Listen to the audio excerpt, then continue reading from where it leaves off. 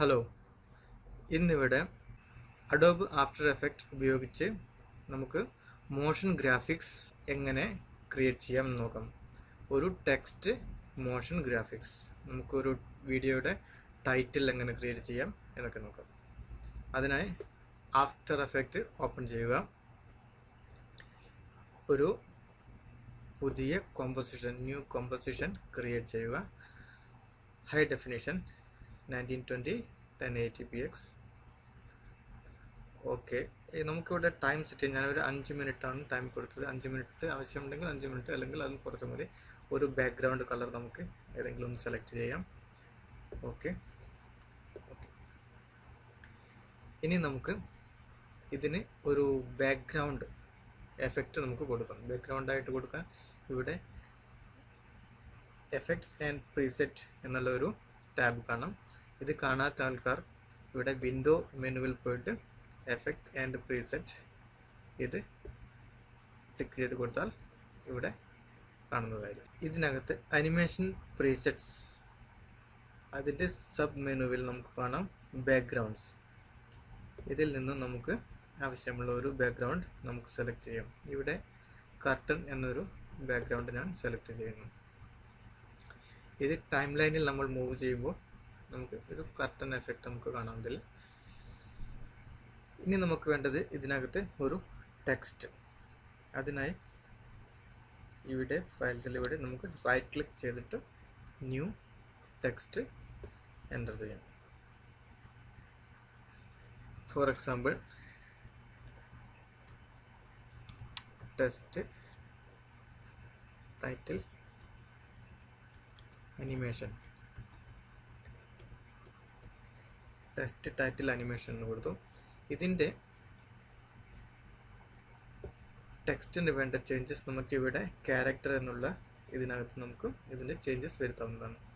ഈ text file നമ്മൾ select ചെയ്തതിന് ശേഷം ഇതിൻ്റെ പിക്സൽസ് നമുക്ക് സൈസ് അറേഞ്ച് ചെയ്യാം. ഇതിൻ്റെ വിഡ്ത്ത് നമുക്ക് അഡ്ജസ്റ്റ് ചെയ്യാം.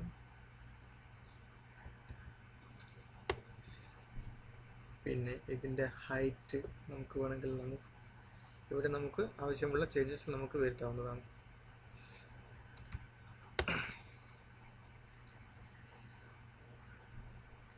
ഇതിൻ്റെ ടൈറ്റിലിന് പുറത്തായിട്ട് ഒരു വൈറ്റ് ബാക്ക്ഗ്രൗണ്ട് നമുക്ക് വേണമെങ്കിൽ ഇവിടെ ഇതിൻ്റെ സൈസ് അഡ്ജസ്റ്റ് ചെയ്ത് നമുക്കൊരു വൈറ്റ് ബാക്ക്ഗ്രൗണ്ട് നമുക്ക് ആവശ്യമുള്ളത് കൊടുക്കാവുന്നതാണ്. ഇതിൻ്റെ കളർ നമുക്ക് ഇവിടെ നിന്നും ചേഞ്ച് ചെയ്യാം. വൈറ്റിന് പകരം മറ്റെന്തെങ്കിലും കളർ വേണമെങ്കിൽ നമുക്ക് മാറ്റി കൊടുക്കാവുന്നതാണ്.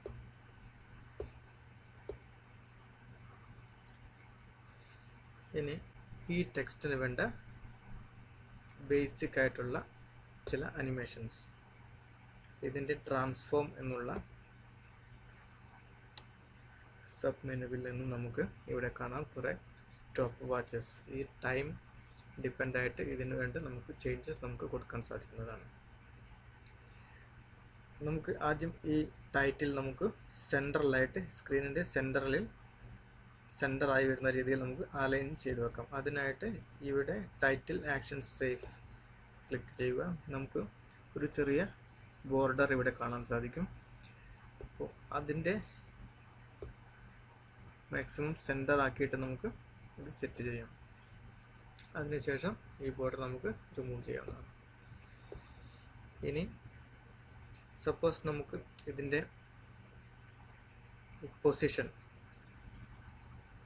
ലെഫ്റ്റ് ടോപ്പിൽ നിന്ന് ബോട്ടം സൈഡിൽ നിന്ന് നമുക്ക് ഈ ടൈറ്റിൽ എൻ്റർ ആവുന്ന രീതിയിൽ വേണമെങ്കിൽ അങ്ങനെ കൊടുക്കാം. അതിനായി പൊസിഷൻ എന്നുള്ള ടൈം നമ്മൾ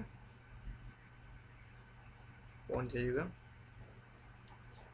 ഇവിടെ ഓൺ ചെയ്യുന്ന സമയത്ത് നമുക്ക് ഇവിടെ ഒരു കീ ഫ്രെയിം, യെല്ലോ കളറിൽ ഒരു സ്ക്വയർ മാതിരി ഒരു കീ ഫ്രെയിം ഇവിടെ ക്രിയേറ്റ് ചെയ്യുന്നത് കാണാം. ഇനി നമുക്ക് ഇതിൻ്റെ ടൈം ലൈനിൽ നമ്മൾ മൂവ് ചെയ്തിട്ട് ഈ പൊസിഷൻ XY പൊസിഷനാണിത്. Y പൊസിഷൻ നമുക്ക് ചേഞ്ച് ചെയ്യണമെങ്കിൽ ഇതിൻ്റെ വാല്യൂ നമ്മൾ ചേഞ്ച് ചെയ്ത് ഇപ്പോൾ ഇത് സ്ക്രീനിൽ നിന്നും പുറത്താണുള്ളത്. ഇനി നമുക്ക്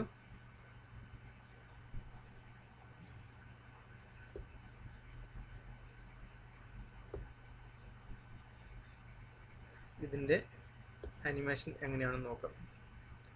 നമ്മൾ ഈ വീഡിയോ പ്ലേ ചെയ്യുമ്പോൾ കാണാം,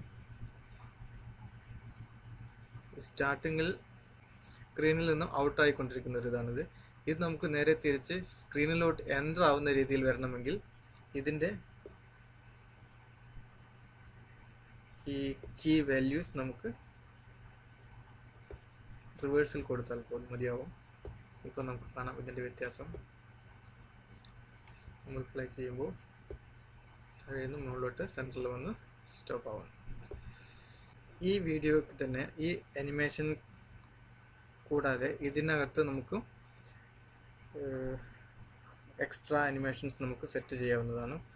റൊട്ടേഷൻ, സ്കെയിൽ, ഒപ്പോസിറ്റി, അങ്ങനെ ഏത് വേണമെങ്കിൽ നമുക്ക് ഈ ടൈം അഡ്ജസ്റ്റ് ചെയ്തിട്ട് നമുക്ക് സെറ്റ് ചെയ്യാം. ഇതുകൂടാതെ മറ്റൊരു വ്യത്യാസമായ ഒരു അനിമേഷൻ നമുക്ക് നോക്കാം. ഈ ടെക്സ്റ്റിന് നേരെ കാണുന്ന അനിമേറ്റ് എന്ന ബട്ടൺ ക്ലിക്ക് ചെയ്താൽ ഇവിടെ നമുക്ക് പൊസിഷൻ, സ്കെയിൽസ് എന്നിങ്ങനെ പല ഓപ്ഷൻസ് നമുക്ക് കാണാവുന്ന അനിമേഷൻ ഡീറ്റെയിൽസ്. ഇതിൽ നമ്മൾ സ്കെയിൽ എന്നുള്ളത് സെലക്ട് ചെയ്യുന്നു, ഫോർ എക്സാമ്പിൾ. ഇനി നമുക്ക് ഇവിടെ കാണാം റേഞ്ച് അനിമേറ്റർ 1 എന്നുള്ളത് ഒരു ക്രിയേറ്റ് ആയിട്ടുണ്ട്. റേഞ്ച് സെലക്ടർ, സ്കെയില് എന്നിങ്ങനെ. ഈ റേഞ്ച് സെലക്ടർ എന്നുള്ളത് നമ്മൾ നോക്കിയാൽ ഇവിടെ കാണാം ഒരു സ്റ്റാർട്ട്,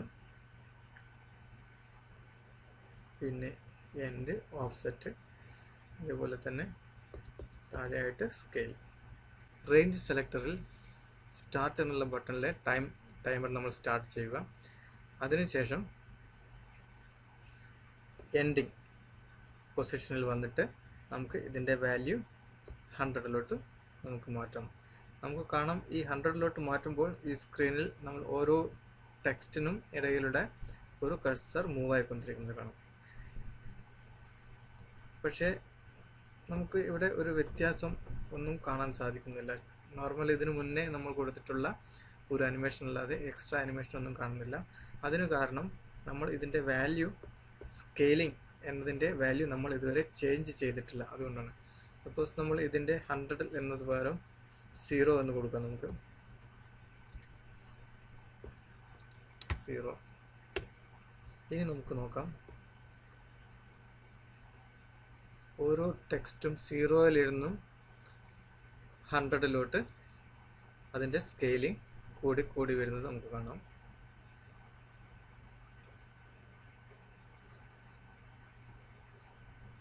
ഇത് രണ്ട് അനിമേഷനും ഒരേ ടൈമിൽ ഇതിൽ വർക്ക് ആവുന്നതാണ് ഇതിൻ്റെ പ്രത്യേകത. അതേപോലെ തന്നെ ഇനി നമുക്ക് ഇതിൻ്റെ എക്സ്ട്രാ അനിമേഷൻസ് നമുക്ക് ആഡ് ചെയ്യണമെങ്കിൽ നമുക്ക് ഇവിടെ നിന്നും മറ്റുള്ള അനിമേഷൻസ് കൂടെ നമുക്ക് ആഡ് ചെയ്യാവുന്നതാണ്.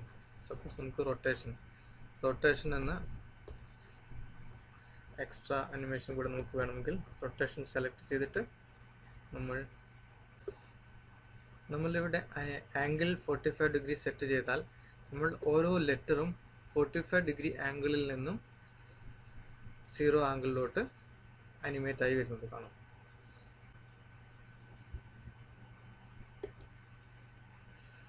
റേഞ്ച് സെലക്ടറിനകത്ത് താഴെ അഡ്വാൻസ്ഡ് എന്നുള്ള ബട്ടൺ നമുക്ക് കാണാം. അഡ്വാൻസ്ഡ് എന്ന ബട്ടണിൽ നമുക്ക് ഇതിൻ്റെ units, based on character, based on words, നമുക്ക് വേർഡ്സ് സെലക്ട് ചെയ്ത് നോക്കാം എന്താണ് വ്യത്യാസം എന്നുള്ളത്. ഓരോ അനിമേഷനും ഇതിൻ്റെ ഫുൾ വേർഡ് ബേസ് ചെയ്തിട്ടാണ് ഇതിൻ്റെ റൊട്ടേഷനും പിന്നെ അതേപോലെ തന്നെ മൂവ്മെൻറ്റ്സും വർക്കാവുന്നത്. ഇത്തരം അനിമേഷൻസ് നമുക്ക് ഡിലീറ്റ് ചെയ്യണമെങ്കിൽ നമുക്ക് അനിമേറ്റർ 1, അനിമേറ്റർ 2 എന്നിങ്ങനെ നമ്മൾ ക്രിയേറ്റ് ചെയ്തത് നമുക്ക് ഡിലീറ്റ് ചെയ്താൽ മതിയാവും. ഇപ്പോൾ നമുക്ക് ഈ റൊട്ടേഷൻ മാത്രം ഡിലീറ്റ് ചെയ്യണമെങ്കിൽ റൊട്ടേഷൻ ഇത് മാത്രമായിട്ട് നമുക്ക് ഡിലീറ്റ് ചെയ്യാം. അപ്പോൾ നമുക്ക് ഇതിൽ റൊട്ടേഷൻ ഇല്ലാതെ ജസ്റ്റ് പൊസിഷൻ മാത്രം ചേഞ്ച് ആവുന്ന ഒരു അനിമേഷൻ നമുക്ക് പൊസിഷനും സ്കെയിലും. ഇനി നമുക്ക് വേറെ ഒരു അനിമേഷൻ കൂടെ നമുക്ക് നോക്കാം. ഇത് ഞാൻ ഡിലീറ്റ് ചെയ്യുന്നു. ഇപ്പോൾ ഇതിൽ മൂവിങ് അനിമേഷൻ ആണുള്ളത്, അതും ഡിലീറ്റ് ചെയ്യാം. Move options, position. ഇപ്പോൾ ഇതിനകത്ത് നമ്മൾ അനിമേഷൻസ് ഒന്നുമില്ല. ഓക്കെ, ഇനി നമുക്ക് എഫക്റ്റ് ആൻഡ് പ്രീസെറ്റ് എന്ന ബട്ടൺ സെലക്ട് ചെയ്യാം.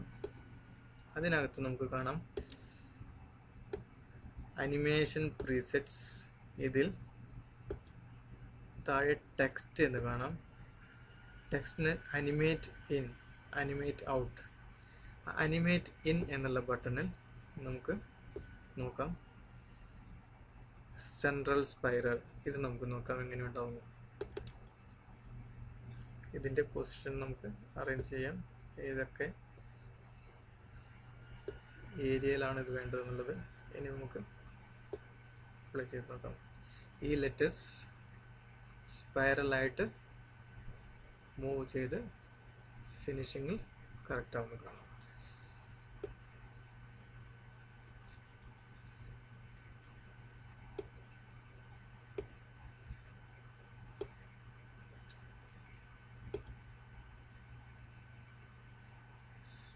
അതേപോലെ തന്നെ ഇനി നമുക്ക് ഇതിൻ്റെ ഔട്ട് അനിമേറ്റ് ഇൻ, അതിനുശേഷം അനിമേറ്റ് ഔട്ട് നമുക്ക് വേണമെങ്കിൽ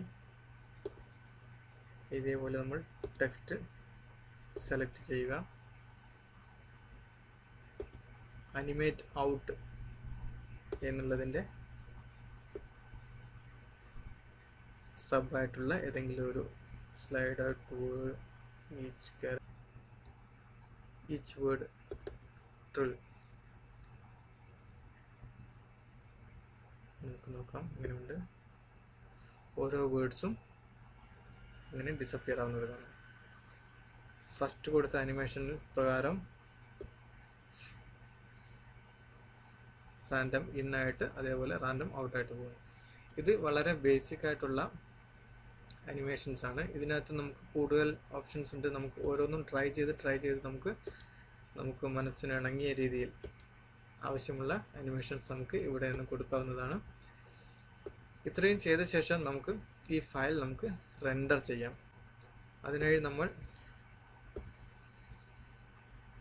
കോമ്പോസിഷനിൽ പ്രീ റെൻഡർ എന്ന ബട്ടൺ ക്ലിക്ക് ചെയ്യുക.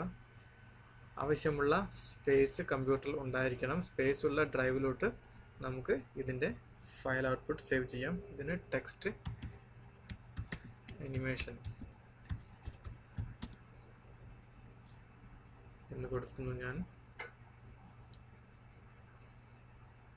ഡി ഡ്രൈവിൽ ആഫ്റ്റർ എഫക്റ്റ് ഫയൽസ് എന്നുള്ള ഫോൾഡറിലോട്ട് സേവ് ചെയ്യാം.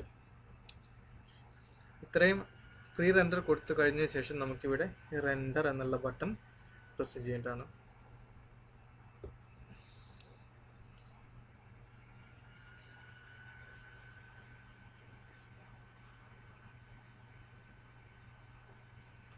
നോർമലി അഡോബ് ആഫ്റ്റർ എഫക്റ്റിൻ്റെ ഔട്ട്പുട്ട് ഫയൽസ് വളരെ സൈസ് GB കൂടുതലുള്ള ഫയലായിരിക്കും നോർമലി നമുക്ക് കിട്ടുന്നത്.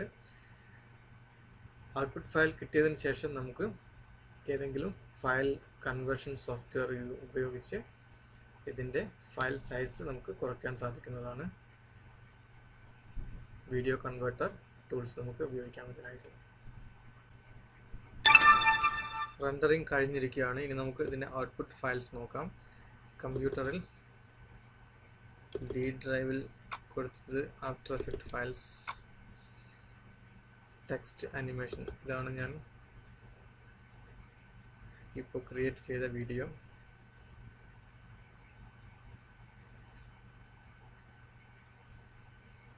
ഇങ്ങനെ വീഡിയോ സ്റ്റക്ക് ആവുന്നതിന് കാരണം ഇതിൻ്റെ ഫയൽ സൈസാണ്. നമുക്ക് കാണാം ഇത് 1 GB അടുത്തുള്ള ഫയലാണ്. ഒരു മിനിറ്റ് പോലും ഇല്ലാത്ത ഒരു വീഡിയോ ആണ്. ഇതിൻ്റെ ഔട്ട്പുട്ട് ഫയൽ നമുക്ക് മറ്റുള്ള ഫോർമാറ്റിലോട്ട് ചേഞ്ച് ചെയ്താൽ ഇതിൻ്റെ ഫയൽ സൈസ് നമുക്ക് കുറയ്ക്കാൻ സാധിക്കുന്നതാണ്. അതിനായി ഞാൻ ഉപയോഗിക്കുന്നത് ഫോർമാറ്റ് ഫാക്ടറി എന്ന ടൂളാണ്. ഇതിൻ്റെ വീഡിയോയിൽ പോയിട്ട് നമുക്ക് AVI ആയിട്ട് കൺവേർട്ട് ചെയ്യാം. Add files, computer, D drive, after effect, text animations, okay, start.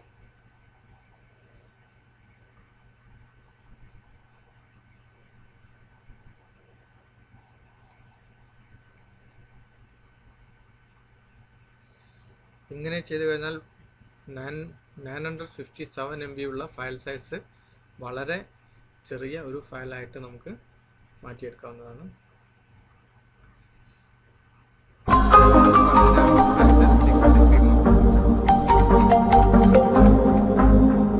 Output file text animation നമുക്ക് പ്ലേ ചെയ്ത് നോക്കാം.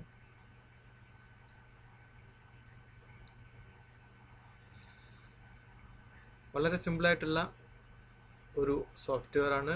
എല്ലാവർക്കും ഈസി ആയിട്ട് ചെയ്യാൻ സാധിക്കും. ഈ വീഡിയോ നിങ്ങൾക്ക് ഇഷ്ടപ്പെട്ടെങ്കിൽ നിങ്ങൾ ലൈക്ക് ചെയ്യുക, ഷെയർ ചെയ്യുക, അതേപോലെ യൂട്യൂബ് ചാനലിൽ സബ്സ്ക്രൈബ് ചെയ്യുക. Thank you.